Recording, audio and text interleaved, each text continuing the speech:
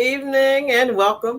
This is Whole and Beautiful. I am Angela Oliphant, your host, and I am so glad that you all have joined me for another night of information, revelation, and change.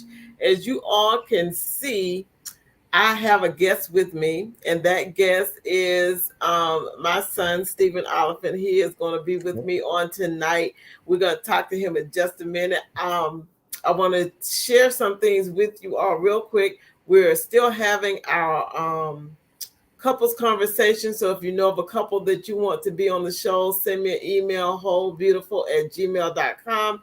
We will get them on the show. I'm looking to do something really big with the couples and getting couples together so that we can talk about some different things. So if you know a couple, just send me their information or give them my information. Just have them send me an email, wholebeautiful@gmail.com. And we are just talking to different people during the course of the weeks. We have our facts on Fridays sometimes, and we are doing a lot of different things. And I'm looking to do a different setup and some different stuff. So I have a lot of ideas, but this month I'm going to be talking to some dads. I'm going to be talking to some different men. And who better than to start with than my own son, Stephen Oliphant? I wanted to start with different men in the area or different men that I do know so that we could talk to them and find out their viewpoint on some stuff, find out who they are, find out what's going on in their lives, and find out how things are going with them. He's back, yes, because he had frozen for a minute, guys. It looked like he was just taking a nap. But he is back. His name is Stephen Oliphant, and I call him Jay, so y'all will hear me say JR or Jay throughout this interview with him. And it's because he is a junior, so I don't call him Junior. I call him Jay or I call him JR. So that's where we get that from. But how are you tonight, Mr. J? I'm doing good. How about you? I am doing well. Um, I want you to, I know that a lot of people who have watched the show before, they probably know who you are right now, know who you are. But I want you to tell us a little bit about who you are and what you do for those people that do not know who you are. Okay. Like my mom was saying, my name is Stephen Oliphant. I go by Jay. Also go by JR. I'm a teacher, social studies, with world history. I've been married for 13 years. I have two children, like Ashton and Zoe. Just two kids. Leave it at two kids. And what else? Uh, I do. I'm big time game player. Only because like board game, card games, things like that. And the reason why I'm Yeah. bringing this up is just because I incorporated that a lot of that with my family, and I do incorporate that in my classroom too. So it's a big part of my identity as a person. Okay. It's like you really do love games though. Hmm. And it's more so, it's not like the gamer do where people be thinking games, it's more so of the board game. Yeah, board games, card games like Monopoly. The new one I'm on is like Catan. Also playing things like just always trying to learn different games from all over the world, and then being able to use those to be able to teach my own kids, but then using those to teach my students because I think games have a way of bringing people together. Yeah, they do. Because I mean, even when you go to like different meetings and they have like those icebreakers or they have different Hmm. things because they're trying to get people involved. And that's one way that they get people involved is through games.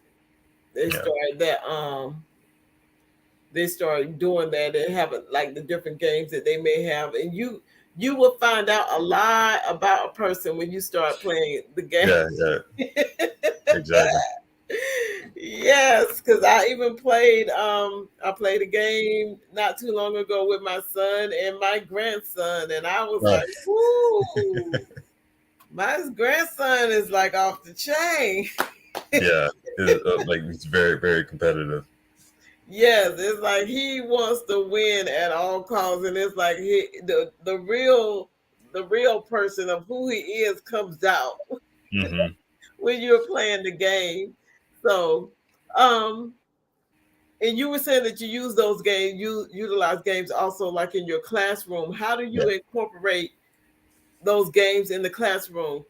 With being like, do you center it around history or do you center it around different things? Well, like I do center around history. Some of the setup what I used to do would be like Jeopardy style games. Okay. So pretty straightforward. But then I remember I was trying to teach I was doing a unit or a lesson on capitalism. So one of the ways that I was trying to get them to understand how capitalism works was to play the game Monopoly or Mm-hmm. a variation of it. So we still had to change up the rules a little bit, but just using that as a um, teaching method, only because what I find is that talking a long period of time doesn't necessarily reach kids. Sometimes Okay. if you're entertaining them with some degree of you have a little bit of fun, but you also have some education sprinkled in, they can retain that information a lot better than the just going up and talking. In fact, I think towards the end of the school year, so we're like currently in the summer break, but towards the end of the school year, I did a survey in which the students could write down some of the things they really enjoyed, some of the things they really didn't like throughout the year. And I consistently got students saying that they loved the games and because it left a lasting impression. Um, so Okay. I think it's just more likely to actually stick, especially when the games have a direct connection to the actual material.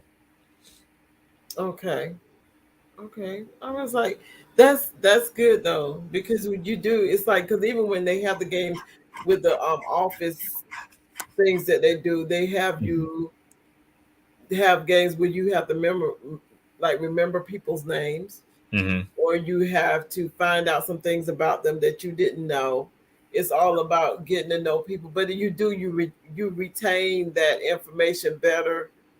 I think also, like you were saying, through a game and playing the game, and then also like through like little jingles and songs and stuff. People Yeah. pick up stuff and they are able to hold it better than just talking in the classroom. But how does that work, like as far as like at home with your kids? Do you play games with them to try to teach them certain lessons, or it's just like fun games? It's more so. Well, it has like multiple layers when it comes down to the family. Like for instance, I have this history book. So I got it's a green little book I got from like Williamsburg. It has all the family records in it where you can Mm-hmm. fill everything out. Okay. And one of the questions in there was asking about the different games that we play, and I noticed that consistently wherever I travel somewhere new, I always try to make sure I get like a deck of cards of some kind. So Yes. this is just like a little tradition that I do. And because games are always usually about trying to figure out who's the winner, I try to keep record of all the times that we play. So that way, when they get older, I can pass the actual book down to my kids and say, "Hey, look, this is our book of history, but in our book also has like what with our historical records, it has our gaming records, like who has like the Okay. most wins in Uno, who has the most wins in Dos, or who has the most wins in Monopoly or Catan. So it's like a way to be able to pass something on. I Yeah. didn't want to do the typical. I mean, we do. I do have the dates of grandparents and great grandparents and everything else, and I do have um, a list of all the sports that we've all participated in at some point. But I was trying to think of something what's unique to us, and what's unique to us is that we really do play games a lot. So we do try to keep records of every single time we play, or if we remember. So it's a record. It's a way to keep records, but then it's also I find like sometimes if I'm talking to Ashton or if I'm talking to Zoe, Ashton's my son and Zoe's my daughter. Whenever I'm talking to them, because of the fact that we play games, I do find that whenever we're discussing something, it's Mm-hmm. easier to relate to the game and Okay. then use the game as a springboard to talk about what we're currently talking about. So it's, you know, um, playing games where they have to be competitive with each other. Um, lets them like learn like basic lessons of like being able. It's like you're losing. If you lose, you're losing in a safe environment. You know, Right. so Right. it's not like you're losing in life and certain bad things are happening. You're losing at a game where you can actually have the time to process. And if you're winning, you know again you learn how to win gracefully. If you're playing a game where that happens to be cooperative, that means um, everybody in the game basically wins. So everybody has to cooperate with each other in order for us to win.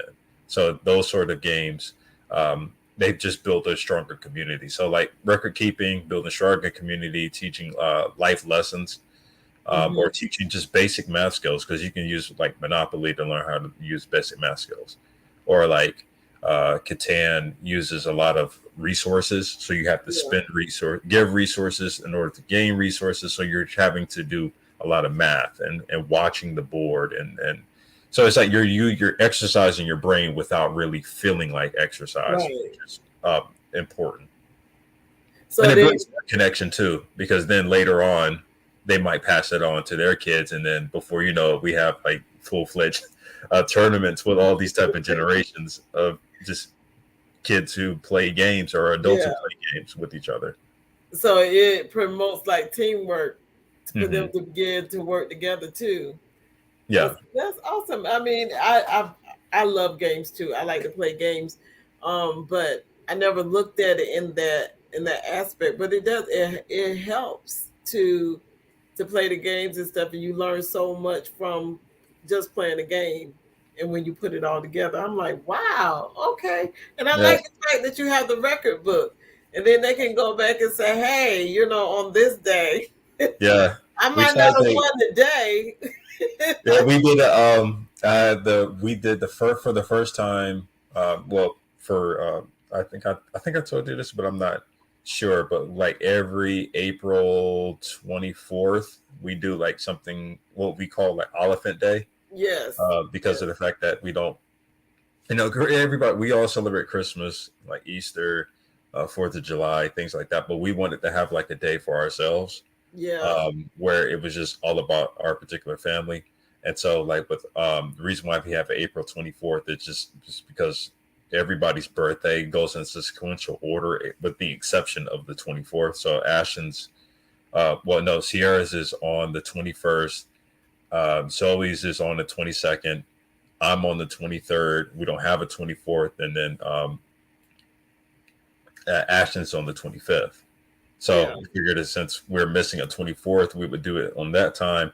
And then I think we would either do April or we do April or February. And then we do like one thing we consistently do is that since it's Oliphant Day and it's like we go out yeah. and get donuts on that day.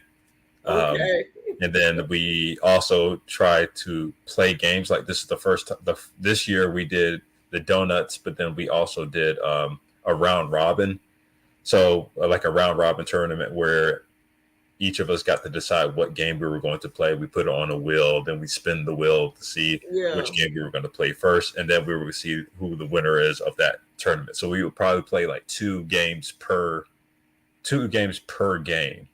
So total okay, about six something games. I think Sierra is like the champ this year, or for the remaining of the year, and then next year we'll do the same round robin thing again, and then whoever wins will get the basically the belt or the yeah. crown for that particular year.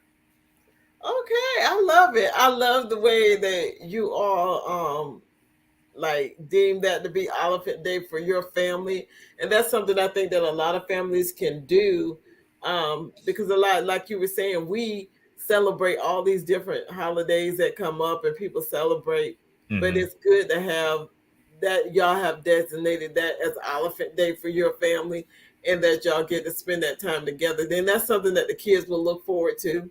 That's something that the parents will look forward to, and Yeah. then it may be something that they pass on to their families, that hey, this is Elephant Day, Yeah, my vision, hopefully, one, I was going to try to start expanding it, like Yes, just including a lot more people, with that, and then two, my other thought is that by the time that my Ashton and Zoe get older and they start having children of their own, my hope is that this will turn into like possibly like family reunions, Yeah. like days to be able to do that, and probably still keep the tradition alive of at least like no matter what we have, we're going to have donuts or something, Yes. something along those lines, or we're always going to be playing games. Yes.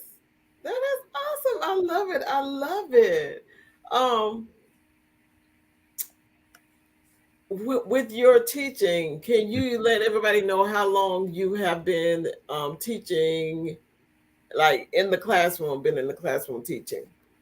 I've been teaching this. I'm going on three years now. So I started teaching that the first what 21 the 2021 to 2022 school year. Second Mm-hmm. year was this previous year, and then starting in August will be my third year. So with stepping into this area of teaching, when you got in there and you began to teach, do you see that as like, is this my like dream job? Is this where I want to be? Or you looking to expand it and do some other things along the same lines? As of right now, I've always wanted to be a teacher. Um, Right. and now that I have become a teacher, I can see myself. I can definitely see myself teaching within the next 10 years. But I Yeah. really, I think I'm starting to lean towards trying to change the actual system, um, Right. because of the fact that I just from the 2 years of me teaching, I've seen starting to see some of the problems with it. Right. Just how the system is set up. And so, at least for right now, I want to give it more time to actually teach. But I think I'm going to start trying to get out of teaching to try to spend more time trying to change it. Because I really do think that if I had to give like a metaphor, it really does feel like our system of teaching is kind of like an old school computer, and we're still trying to put up all these like new software on these old school computers, like the Yeah, way and how it's not education working. in the 1800s or even the early 1900s, it just doesn't work anymore, and yet we're still trying to maintain the old system, and I just don't think that that's sustainable. Okay. Wow, that's that's something to think about. Because I mean because I'm not in this in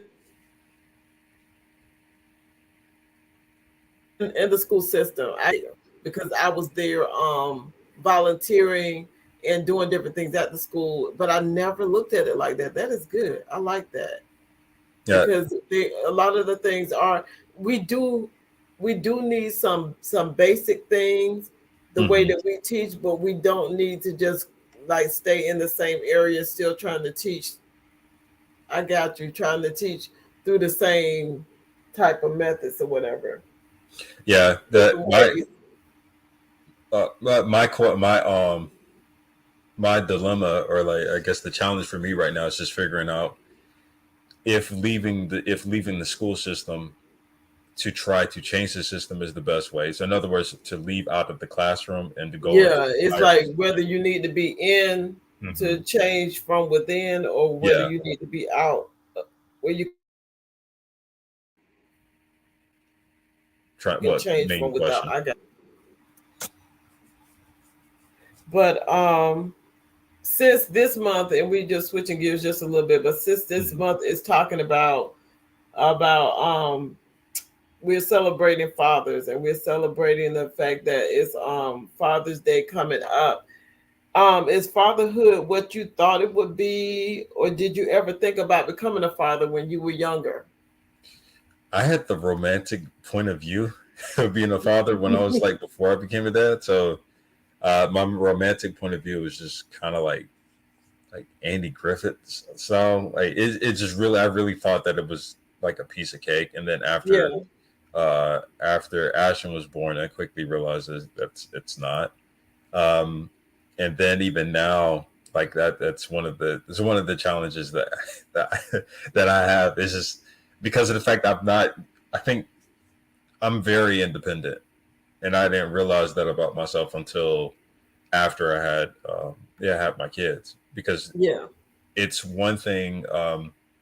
Well, for instance, I got married when I got married to Sierra. Me and Sierra are very much similar, even though she's more extroverted, she's more likely to go out. But in terms of independence, she's very independent, and I'm very independent. So we can kind of almost like exist in the same room. We do without like any real conflict. Right. Um, we don't have any real friction. Uh, it can be when like Sierra's very chill too, so I can just be like, "Hey, we're just gonna chill out and watch a movie, or we're chilling out on our computers," and then all of a sudden we're just like, "Oh, we're hungry," and we just got up and went. So I Right. never had the experience, or I never really felt that experience of having someone to rely on me, Okay, gotcha. and a person constantly asks questions and constantly come and say, "I need this done, I need that done," and then having kids made me realize how independent I actually was, because now I have these kids that are solely dependent on me. Right. Um, So everything that they're learning is coming from me and Sierra. Everything when they wake up in the morning, they're the ones asking, "Hey, can I fix this for my breakfast, or can I do this?" And before that, it was like they couldn't even have that opportunity because then I had to make everything for them. Right. So it was a weird transition, and it's still one of those things where I don't I don't think I fully I don't think I fully got it, but It's I'm like still you're still learning. yeah, because the thing about it almost feels like I'm always going to constantly learn it, because as I'm trying to, by the time I get stuff down, or I feel Right. like I get stuff down, they're entering in a whole nother phase.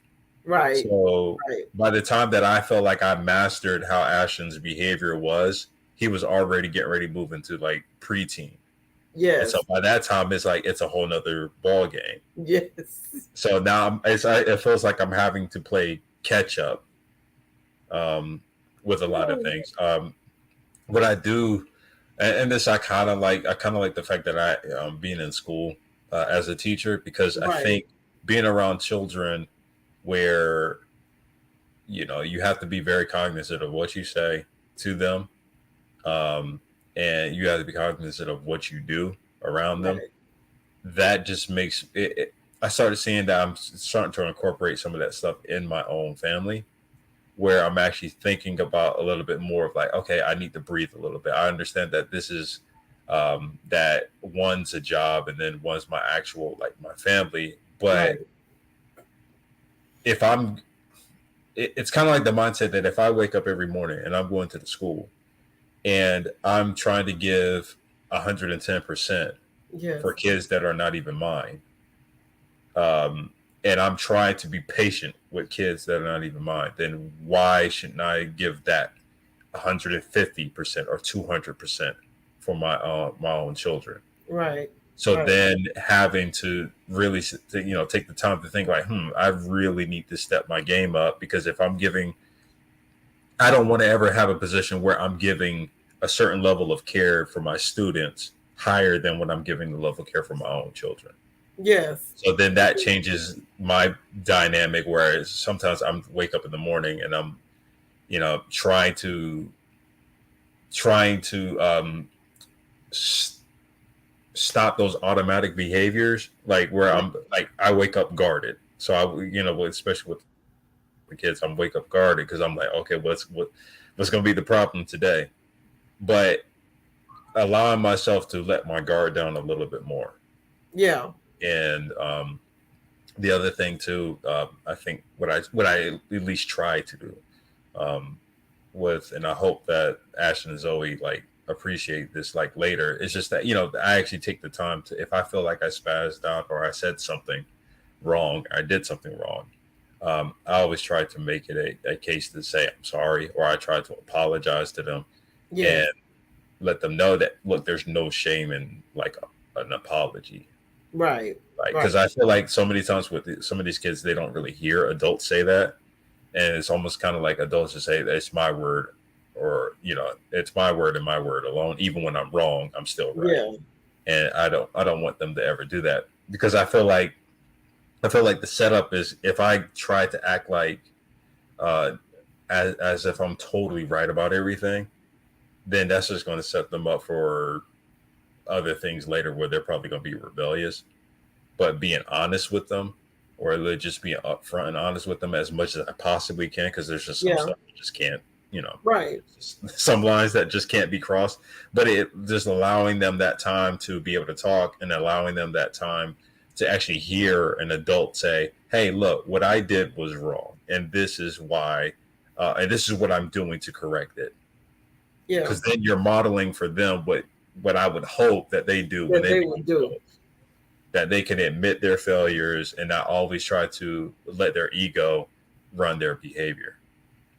Got it. That's good. That is good.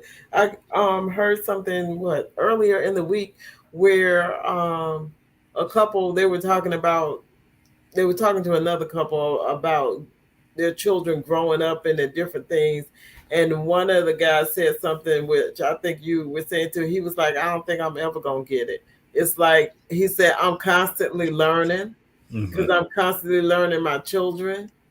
And then he was saying that he said that his dad and his mom came to him and they apologized to him for some things like that happened early on when he was like a teenager and when he was at home with them, because he was saying at that time that's what they knew, but Yeah. they realized now that that was not right, so they came back and they apologized. And when they apologized to him, he was like, what I'm gonna do with that? How can I work with that? Because he was like, I had this big chip, on my shoulder, Yeah. but now the chip is gone because they apologized. And then he talked about his own sons and how he is learning. Mm-hmm. That it's a constant. He said, I will forever be learning. Because he was like, just like you said, he said, once I think I got it, things switch and they change and Mm-hmm. everything. So I was like, oh, that is something but we're forever learning because we're people, we're human Yeah. beings. And The technology is always changing in this portion. Our kids have to go through different things. So some of the yes, advice that we tried to give them just doesn't make sense, right. because of the fact that they have a whole different outlook. Um, I think the one example I can give would be that, a long time ago, these we could just be, just tell them, hey, look, what sticks and stones may break my bones, but words will never hurt me. That type thing. Just let it roll off. Don't worry about it. It's just Yeah, words. But the thing is now, like if I before I had like dreadlocks, and even when I was in school, I would have people who, like, if I got my hair cut bald, you have yeah, people come and slap the back of your head. That would happen, and it was very upsetting. yeah, But it was like, almost like a one-off. It didn't happen really as much again, and I didn't really have to worry about it. As long as I stood my ground, or if I just didn't bother with those people again, I didn't really have to worry about that. My children, though, and as well as the kids that I teach, not only they getting smacked in the back of the head, somebody's filming it. And yeah, so when that person's filming it, now they can put it on the internet. Even if somebody forces them to take it down, somebody probably screen grabbed it. So then you have yes, copies of it. So they live in a world in which the bullying is not, they're not just being bullied by the people who go to their school. They could be potentially being bullied by the whole entire county of, because it's all yeah, uploaded online. They could be bullied by people from all over the world. yes, Now, just because people who don't know them are looking at a video and then making fun of the way they look, or the way they dress, or the way they talk. And so I didn't grow. I grew up in a world where you had to wait. Like, if you were watching television, you had to wait for a commercial break to end. yes, I grew up in a world in which everything's immediate. right, There is no break between. So when you tell them, "Oh, be patient about certain things," if they lived in a world where everything's pretty much immediate to them, they don't understand the concept of why I have to wait. So it's some of the advice that, there's some advice that the older generation can give that's always just going to be timeless, no matter what. right, right, It's always going to stick true, no matter if it's the year 3000, or if we're talking about the year 8000 BC. But then there's just some things that we do kind of have to adjust on, because just the nature of technology just changes how we see each other. It changes how we relate to the world around us. yes. It does. And that is something to give some thought to, because a lot of times I know that I'm trying to think outside the box. Hmm. I'm trying really hard because I didn't realize until I don't realize until like I talk to you, or I talk to Omar, or maybe even Sierra and Lizzie, and I sit and I start talking to you all and listen to your conversation. I'll be like, oh, I'm in a bubble, because it's like I have my own little world that Hmm. I'm a part of. And sometimes I don't realize like how far and deep I'm into my own, I guess, like own space. Yeah. And you don't realize some of the stuff that is going on the outside of that bubble that I've created for me. So it's good to hear you say some of the things that you're saying tonight, because it's making me think, because we have to think outside the box and think a little bit different. And when you grow up a certain way, then you're gonna have to get out and talk to other people. Yeah. And I think that it works out for me with being a history teacher because Right, having to look at history, it almost forces me to look at other family structures, to look at other ways that people were living in the past, as well as the ways people are living right now.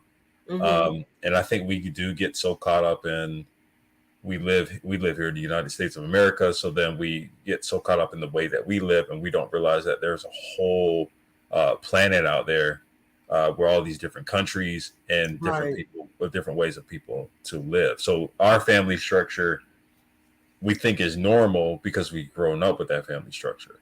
Our parenting styles are quote unquote normal to us because we've grown up in a world yes, where that's considered normal.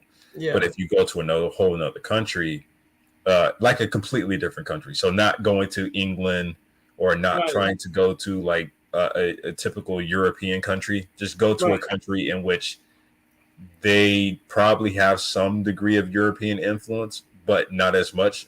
And you right, start realizing quickly that the family structure is just not exactly the same. the same, So you yeah, have to relate it. You have to relate to it slightly different. So by being in history, I have to be able to pull. What I find is I'm starting to pull from different cultures and then trying to implement that within my teaching style, but also within my family. Just trying to figure out, like, okay, why do I accept this as the normal way of doing things, yeah, as opposed to another way? And like I said, well, it doesn't mean that. And I think sometimes older the people, older generation, I'm pretty much going to experience the same thing.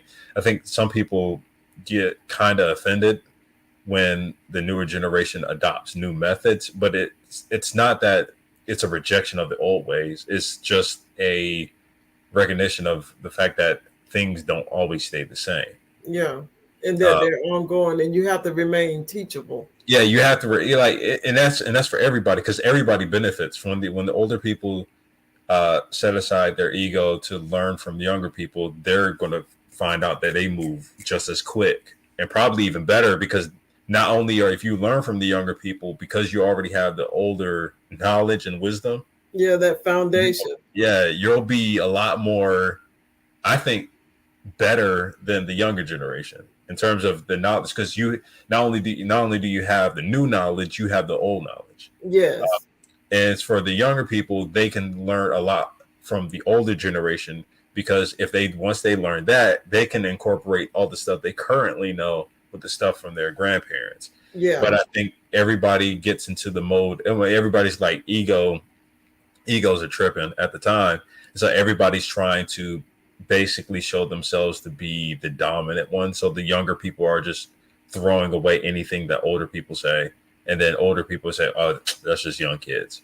yeah, Rather than understand the fact that life is a learning process. And you don't stop learning the minute you become 50, 60, 70 years old. right, And you don't, and just because you're 13 doesn't mean you know everything in the world either. right, So, like, being able to try to have an open heart and just an open mind to be able to learn. Because if you're a young person and you're going to learn from the older generation, you're going to be a pretty successful person older. And if you're an older person learning from the younger generation, you're going to be able to keep up and know what's going on and know Yeah. how to know how to navigate and network with Yeah, the because then you around. know how, if you learn that, you know how to approach the younger generation. Hmm. You know how to talk to them. You know how, like you were saying, network with them and get in there, and you won't be intimidated, because a lot of people will shut down because they're intimidated by the younger people. So it's Yeah, like they try to stay away. and some people and some older people, I think they think that learning from the younger generation means adopting their ways, but I don't think that that's the case. I just think there's a difference between, like, there's just some slang that Ashton and Zoe use and that the students that I teach use. I would never use it. I just don't talk like that. Is Right. But I at least know what they mean. So if they Yeah, come you up know to what me and they're they talking say, about. yeah, I know what they're talking about, but some of the trends I just could never get into. And chances are some of those trends are probably trends that if it happened when I was a kid, I probably still wouldn't get into it. Yeah. So you just because you learn from something doesn't mean that you have to adopt that particular way of doing things. It just means that you're aware and you are thinking strategically with how to approach certain things. Like for instance, I really do. I'm working on a game like that I'll be playing for my class for the entire school year, like a Mhm. series of games for the entire school year. I'm definitely trying to use some methods from um, their form of gameplay, but I'm Okay. incorporating some of the older stuff. Right. Um, because if I incorporate everything that's older, they're not going to be able to relate to it. So it'll Right. be fun for me, but then I'm in service to them because I'm their teacher. Right. So I have to figure out a way to blend both sides in order to make sure that one, everybody enjoys themselves because the ultimate goal is to teach. So when you're learning from an older way, what you'll find is that I think if you're learning from the older way and you're taking the newer ways too, and you're blending them together, you create whole new other systems. And you probably make some things more efficient because there's just some things that younger people are doing that's inefficient. Right. And the same thing with the older people. There are some things that we're doing that's inefficient for our time period. So if we can find the way to synthesize both parts into one thing, we can create new systems that are actually beneficial for everybody. Yeah, because you it's like having the old with the new. Hmm. Um, I'm gonna switch up just a little bit right here. I want to ask you. It's a lot that I want to ask you, but I'm gonna try to go over these. Um, do you have like a bucket list for yourself, like the top three things that you would want to go and do? Because some people have a bucket list, some people do not. Some people have a list of things, some people have goals. Is there anything that you have, like the top three things you said, oh, I want to do these top three things? These are the things. You may have a long list, but what are your top three of something that you want Um, to do? Top three would be I definitely want to have like a novel or a short story collection Mm-hmm. published. I want to write. I want to have a published like a screenplay of at least one movie. Um, and there's just I was working on a like a board game for a Yeah. longest, and I wrote the rules to it. Um, I had everything. I just didn't get a designer for it and everything else. So I would like to have that actually being published, or a lot of I think a lot of my bucket list happens to do with some of the ideas that I've been writing down, and I've never got a chance to actually To do implement it. to actually publish them, either from some of my ideas being like tossed away because of a computer virus, or just not having some of the resources at the time. With So I the like um education. with the spoken word, because you used to do spoken word, do you ever think that you will step back into doing writing and doing spoken word again? I don't think so. I don't think so. I every now and then I'll hear somebody do like a piece, that Yes. makes me want to do that.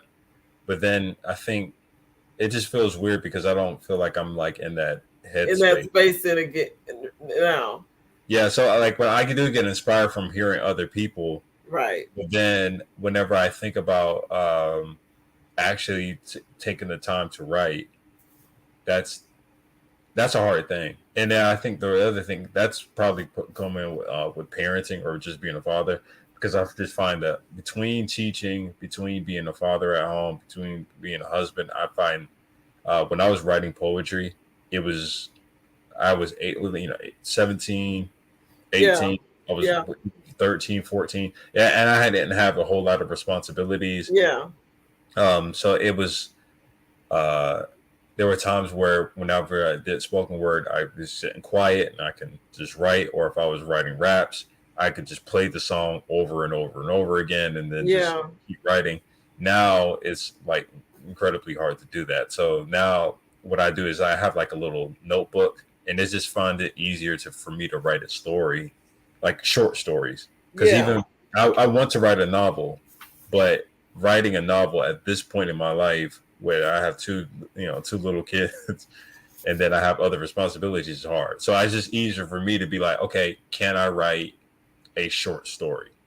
And And so when then I just just start, yeah, just when I can write a short story, and I'm like, okay, if that's my headspace right now, I have the time to be able to do it. It's much easier for that. is that something that and this will be my last question. I got some more questions, but we're gonna get to those like on another show. Mm. But when you were talking about your writing, is that something that relaxes you? I wanted to know what relaxes you. Can you, is there one thing that you can say that, oh, that's relaxing for me? I couldn't say writing is relaxed. It is relax. Okay. Writing is fun, but But it's it's not relaxing. it's What not is what is yeah. what is It's a thing that you do that kind of mellows you out and where you just relax? mainly I would say games. Probably Okay. like I'll play like solitaire, or I'll play Catan, or I'll play some type of game. Like I'll play a video game or something, or I'll play And then Uno with like Ashton yeah, some type of game will actually relax me a little bit more. okay. And what I'm gonna end with this particular question. What are the top two things that you like about yourself? Top two things I love about myself. Oh man. Um, One, I would like to think I'm open minded. Um, Okay.